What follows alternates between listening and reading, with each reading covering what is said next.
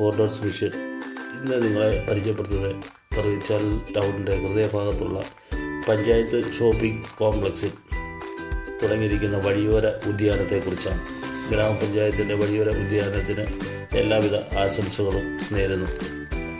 ടൗണിനെ മോടി പിടിപ്പിക്കാൻ വേണ്ടി ഇതുപോലുള്ള സ്ട്രീറ്റ് ഗാർഡൻസ് വളരെ പ്രയോജനമാണ്.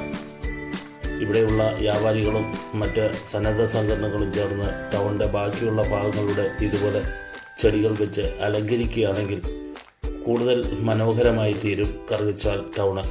മറ്റു പല സ്ഥലങ്ങളിലും വയനാട്ടിലെ മിക്ക ടൗണുകളിലും ഇതുപോലെ വഴിയോര ഉദ്യാനങ്ങൾ അവിടെയുള്ള അധികാരികൾ സംഘടിപ്പിച്ചിട്ടുണ്ട്, കച്ചവടക്കാരും.